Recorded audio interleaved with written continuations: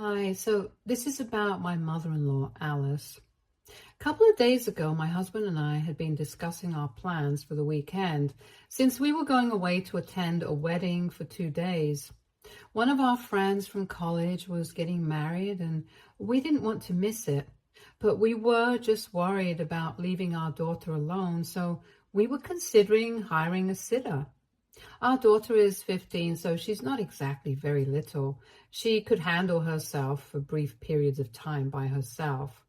But a whole weekend was way too much, so we decided that we were going to hire a sitter.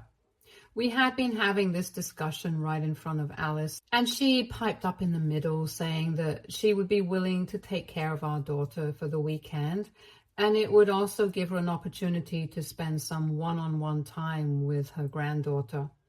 Honestly, that seemed a bit iffy since Alice had a reputation for being a bit eccentric. But both my husband and I feel that after his father passed away, she has become very weird. My husband and I have been married for almost 17 years, and I've known Alice for even longer. And back when I knew her initially, she was a very different woman. She literally did not have any personality of her own. She just agreed with everything that her husband had to say. And usually, I couldn't say this for anyone, but I think that was better than what she has turned into. My husband lost his father a couple of years ago, probably 6 or 7 years ago. And since then, Alice finally started speaking up, and we don't know how to feel about it. She's pretty old-fashioned and conservative, and that's still fine with us, to each his own. But the biggest issue with her is that she doesn't believe in Western medicine and looks down on it. She's also anti-vaccine, and thankfully my father-in-law did not have any such beliefs, so my husband is absolutely fine. My husband and Alice have had fierce debates about it quite often in the past until my husband realized that he was fighting a losing battle, and there was no point in arguing with his mother because she had been brainwashed. Eventually, both of them came to a place of mutual respect and decided that they were not going to try and change the other person's beliefs. I thought that was definitely a better way to deal with differences in opinion rather than fighting every other weekend, because it's not like they could cut each other off. My husband had promised his father that he was going to take care of his mom after he passed away, and it's not like Alice had anyone else to rely on. So generally, whenever we met, we steered clear of topics that were bound to create trouble. And it's not like Alice was responsible for any kids anymore. Our daughter was a grown-up now. And the most damage that she could do was just post stuff on Facebook, or so we thought. When Alice insisted on staying with our daughter for the weekend that we were supposed to be away, we were not sure about it initially. We told her that we would think about it and let her know later that day. My husband and I spoke to our daughter and asked her if she would be okay with her grandmother staying with her for the weekend. And when she said that she didn't have a problem with it, we decided that we could just say yes to her since it would be cheaper than hiring a sitter. I admit we probably should have thought things through better, but honestly, we had never even thought that Alice would try to do something stupid with our daughter. Anyway, we left for the weekend and everything was going fine until the evening, and that's when our daughter called us up. When we picked up the call, she was crying and it was very difficult to understand her, but we gathered that Alice had basically hidden her medication and was refusing to tell her where it was. So for context, my daughter was diagnosed with atrial fibrillation at birth, and she has to take certain medications for that. Alice knows about this, and she's always known about it. She also knows that this medication is very important for her, and it came as a huge shock to us that she had hidden the medicines because that was taking things a notch too far. I was really upset when I found out, and I comforted my daughter while telling my husband what was going on.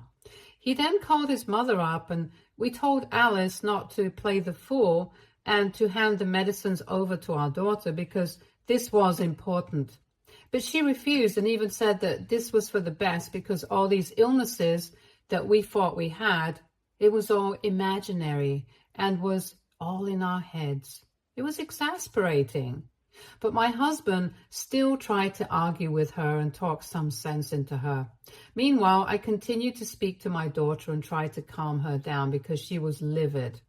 At first, she had been crying because she was upset, but afterwards, she started ranting about how idiotic her grandmother was being. And honestly, can you blame her? Anyway, after a while, when Alice still continued to say that the medication was just not necessary, I decided that I had had enough, and I told my husband to hang up so we could call the cops and have them directed to our house. I also called my parents up and told them to go to my house and stay with my daughter, and they agreed immediately, so it was all sorted. We had expected some sort of resistance as soon as the cops would show up at my place, so I had my daughter put me on the phone with them, and I explained the entire situation to them.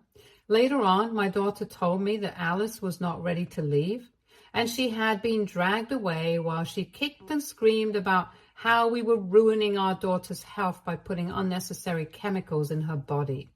After my parents reassured me that everything was fine, Alice was gone, and that they had also found the medicines hidden under the kitchen cabinet, we could finally enjoy the rest of the weekend. We kept checking in with our daughter and my parents periodically and made sure that everything was fine. We finally returned 2 days ago, and our daughter was very happy to see us. But my parents took me aside and said that they were very disappointed with the way that I had chosen to deal with this situation. I couldn't understand what they were getting at until they told me that they couldn't blame Alice for acting like an idiot because she had proven that she was one. All her Facebook posts, her behavior, and the way she defended herself were proof of the fact that her beliefs were completely backward, and we had known about it. So we should have had the common sense of knowing that she was not somebody who could be trusted with our daughter, especially given her heart condition and her need for medicines. At first, I got very defensive and told my parents that it was not fair to blame them because so far, Alice had never done anything involving our daughter. In fact, she had never even said anything about it.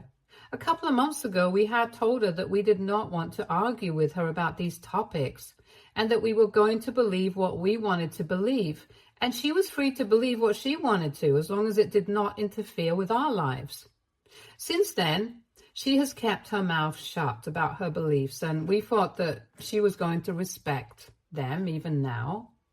I know that she did not believe in Western medicine, but my husband and I had thought that she wouldn't try to impose on our daughter at the very least.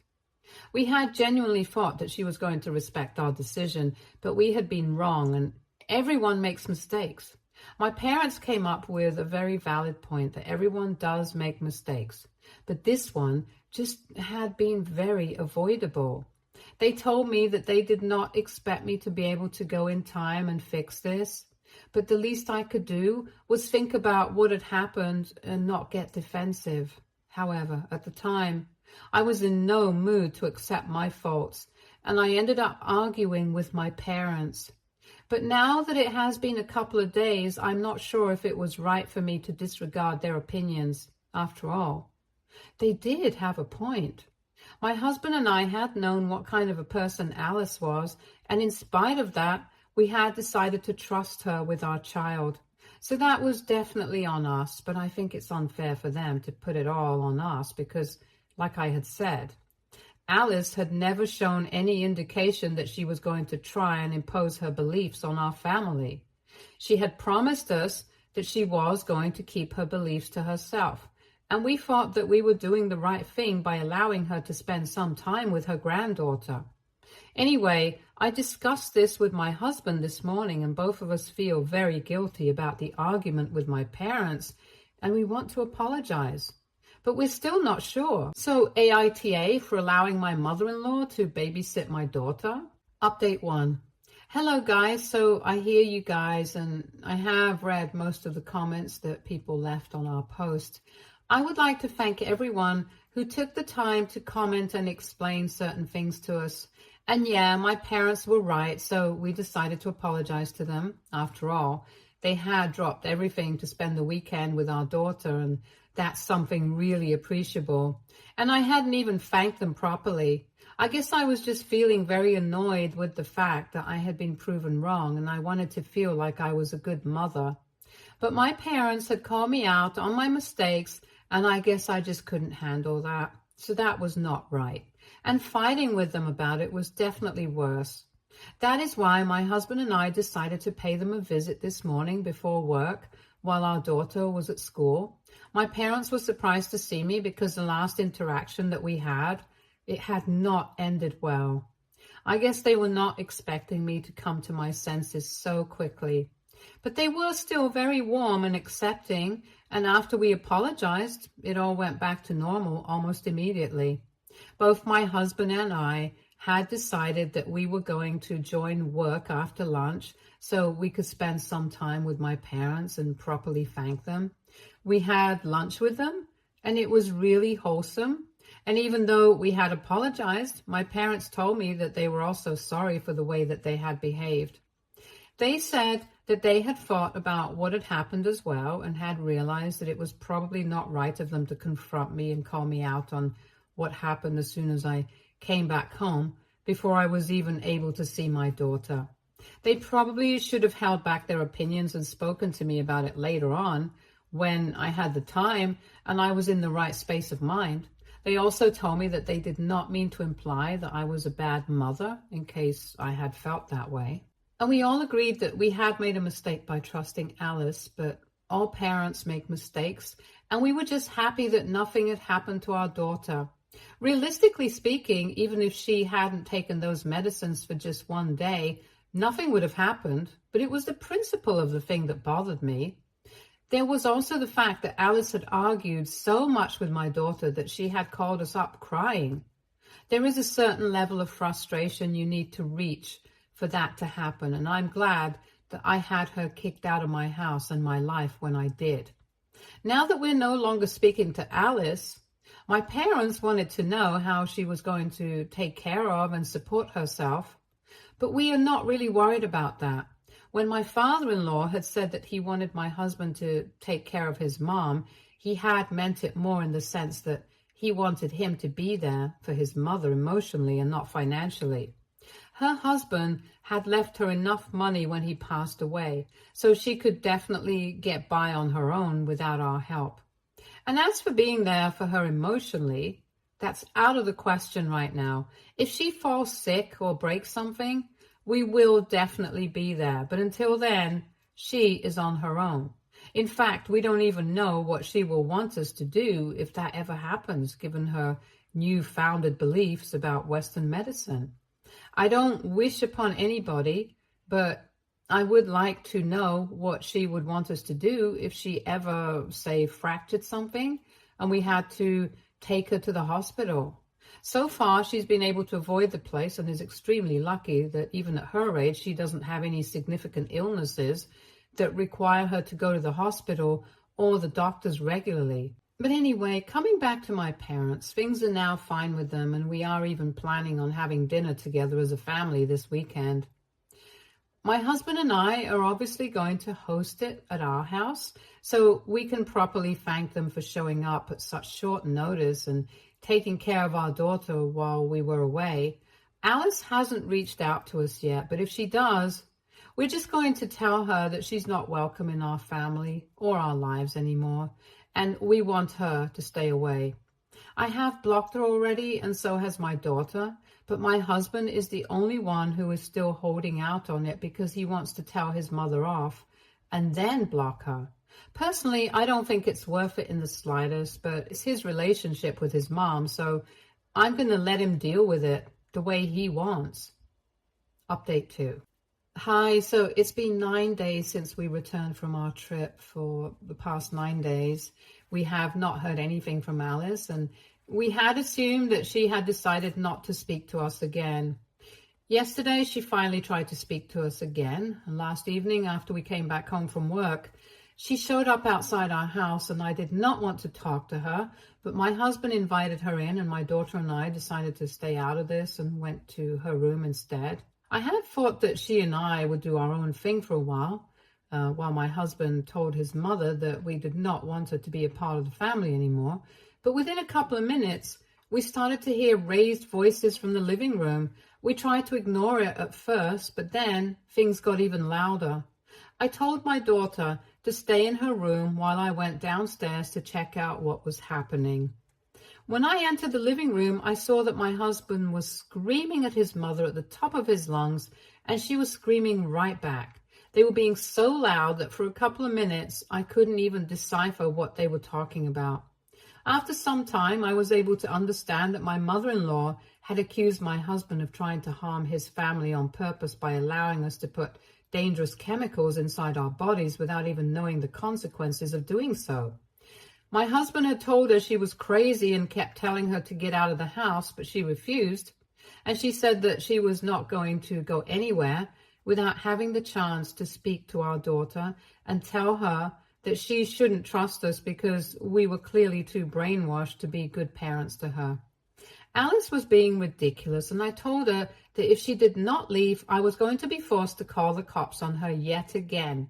And this time, she was running a risk of having charges pressed against her because now she has a history of such antics. But she told me that she was not scared and said that she would do whatever it took to protect her granddaughter because it was bad enough that we were forcing her to take medicines when she was not even the legal age to consent to them, and she could not allow this to happen without her knowing the consequences of it. It was so ridiculous. I could totally understand why my husband had lost his temper and was yelling like a madman. Dealing with her would force anybody into acting the same way, but I decided to keep my cool, and I told her that she was welcome to speak to our daughter. This might be considered a controversial move, but if the only way to get her to leave without calling the cops was to do this, then I was willing to do it. If I had called the cops and pressed charges and stuff, then she just would have kept finding ways to bother us again and again. This would have become a pattern. And even if we applied for a restraining order against her, it would take time to prove that she could harm us. And I was not interested in getting into all of that. I knew for a fact that my daughter did not agree with her grandmother's opinions, and she was definitely going to put her in her place if she tried to brainwash her. I believed that that was the only way of dealing with this. My husband did not even need to be told what my plan was. He just agreed with me and said that we could all go up to our daughter's room and see what she had to say about this. So Alice went to her room quite confidently with us behind her, and when she barged into her granddaughter's room, my daughter looked surprised, but did not say anything. Then Alice started lecturing her about the importance of knowing your body, knowing your health, and knowing that it's not right to put unknown chemicals in your body without being fully aware of the repercussions. She tried to tell my daughter that the only way to deal with her heart condition, if she even had one, and it hadn't been invented by the doctors to extract money from us, was to pray and manifest her way out of it. She then handed her a list of ingredients from her purse and said that mashing those ingredients and consuming the powder with her food every day was bound to cure her heart condition way faster than these medicines. It was really difficult for me to control my laughter, and my daughter's face was worth $1 million at that moment. Anyway, after Alice handed her that list, my daughter calmly crumpled it up and tossed it in the bin. She then turned to her grandmother and told her that she was going to trust her parents, who seemed to be from this generation, and not her grandmother, who seemed to be from ancient times. And then my daughter went back to scrolling on her phone, and I was so proud of her. Alice was too stunned to speak for a couple of minutes, but then she tried to scream at my daughter, but this time I was not having it. I told Alice that she had said that she wanted an opportunity to speak to our daughter and warn her, and she had already had that, so now she had no business screaming at anyone. And she had to leave because we had made it very clear to her that we did not want her unsolicited advice. I could tell that she really wanted to scream at me, or at least slap me, but I was right. She had to leave, and that was it. I'm really hoping that after this, she does not bother us anymore, because I'm not sure if we have the grounds for a restraining order at this point. I really think that it's the only thing that's going to help us. The other thing that we can do is move out of here and change all our contact info, but that seems too much hard work to put in just to stay away from her. Anyway, I'm keeping my fingers crossed. Update 3.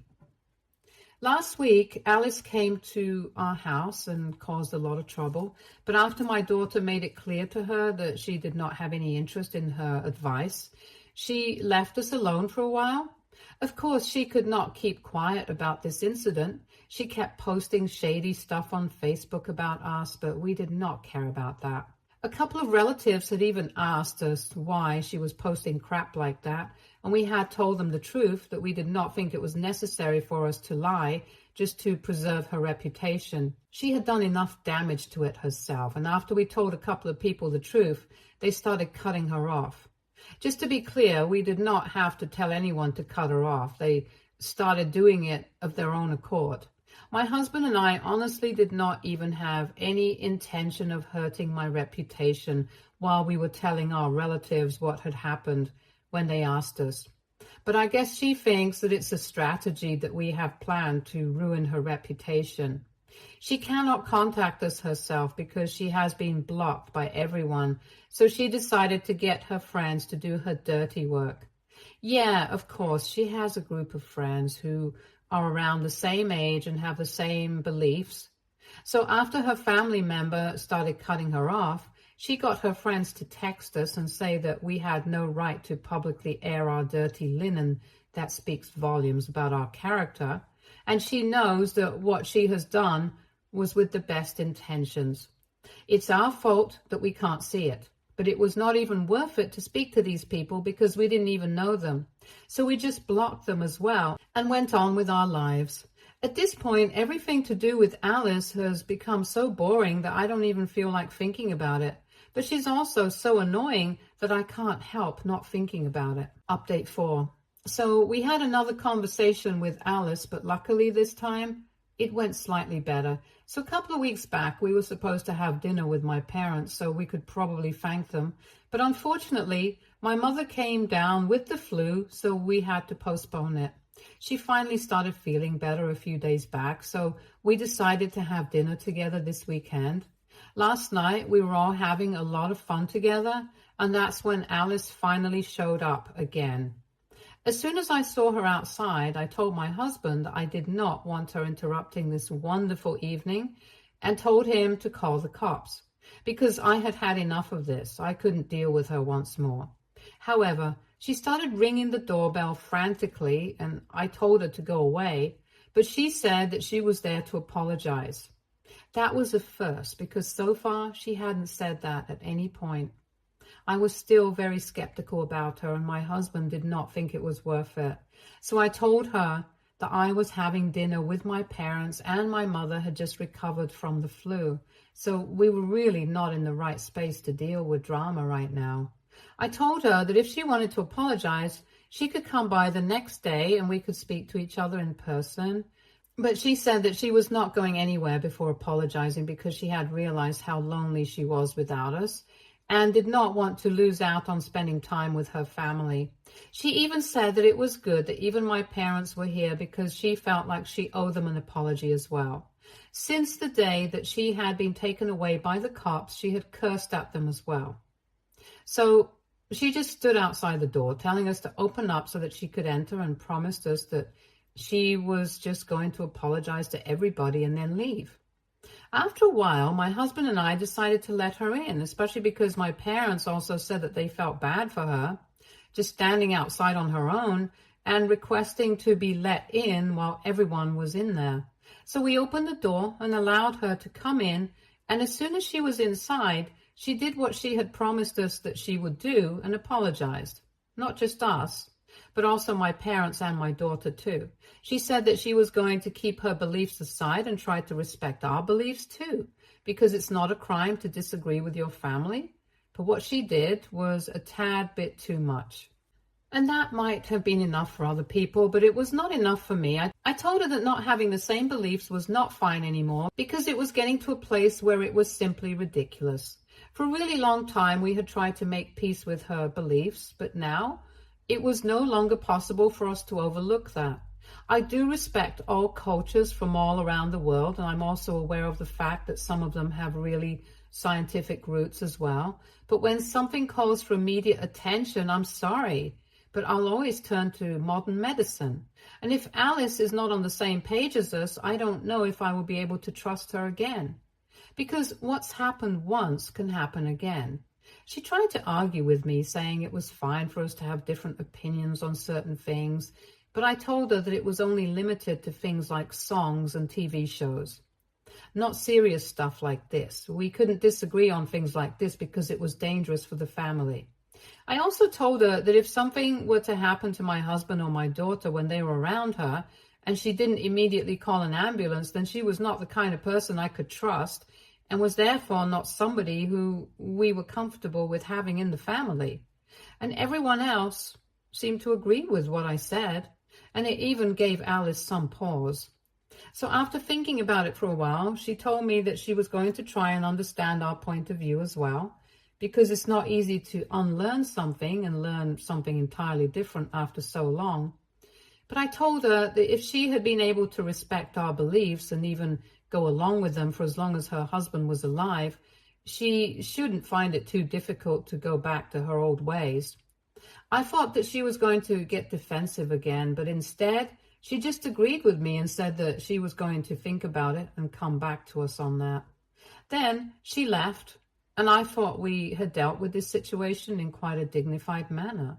So the family and I went back to our dinner, and right before we were about to go to sleep, Alice sent us a message from a new number and said that it would take her time to change her ways, but she would try her best for the sake of the family.